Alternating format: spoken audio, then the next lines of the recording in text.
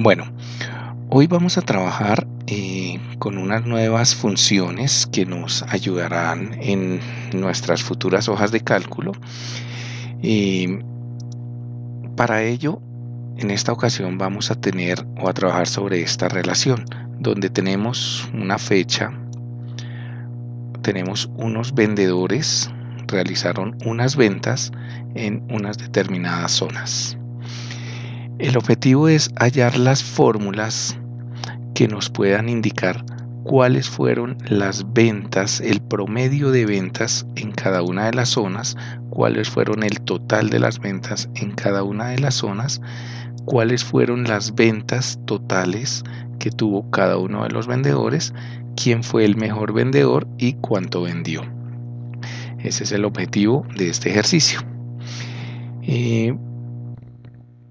Previamente vamos a recordar algunas cositas que trabajamos en la clase anterior, en la cual ya estamos utilizando aquí. Por ejemplo, en el momento de alimentar esta relación lo hicimos utilizando la validación de datos. Recuerden, aquí estamos validando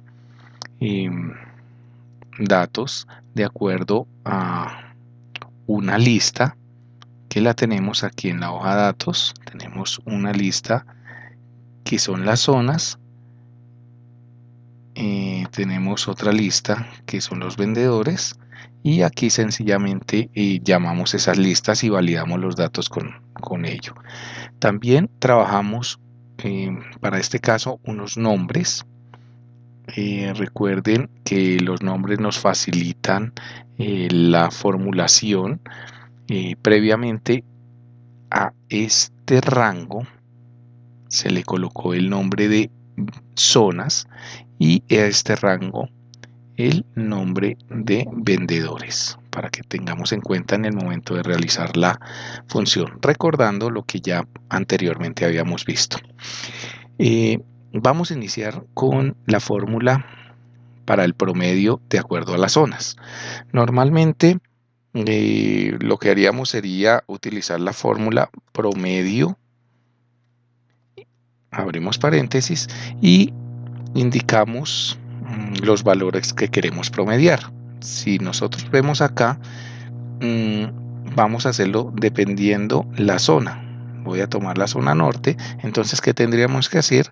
Escoger las ventas realizadas en cada una de las zonas.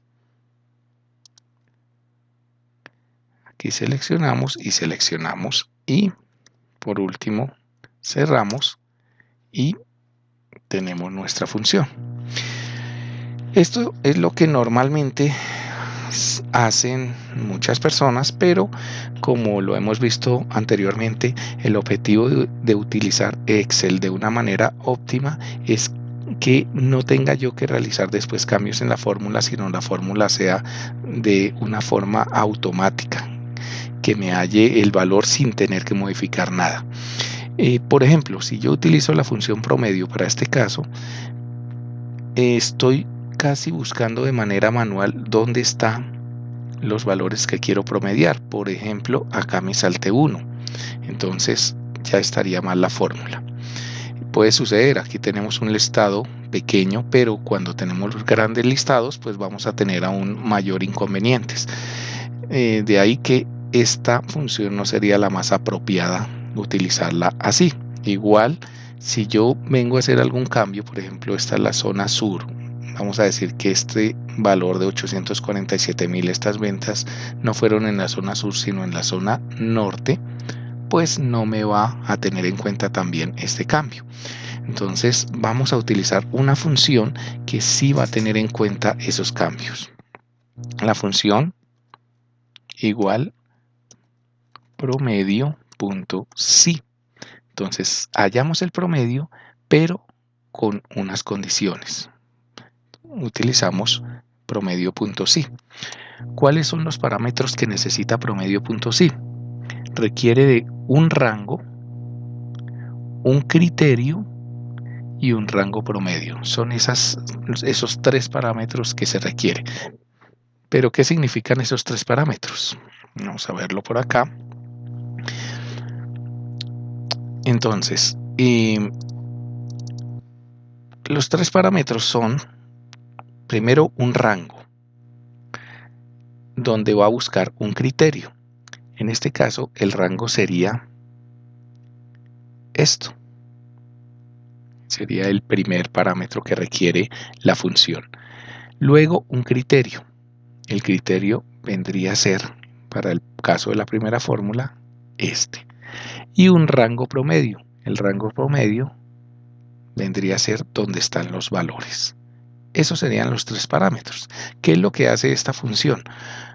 Lo que hace es tomar el criterio, venirlo a buscar en este rango inicial que colocamos, y dependiendo él, hace la búsqueda y donde encuentre en el rango promedio, toma ese valor. Entonces él empieza a buscar de manera automática donde dice norte y toma esos valores, o sea, él realiza la búsqueda que nosotros haríamos normalmente, y podríamos pues estar olvidando alguno, ¿sí? Él lo que hace es hacer esa búsqueda de esa forma y tomar los valores, y él solamente sacaría promedio a los valores que estén en la misma fila donde encontró el criterio, y de esa manera puede hacer el valor, o nos da el resultado de esa forma. Vamos a verlo aquí en Excel. Entonces el primer rango sería, recuerdan que a esto le habíamos colocado un nombre, no tendría yo que seleccionarlo, lo llamamos zonas, aquí nos aparece punto y coma.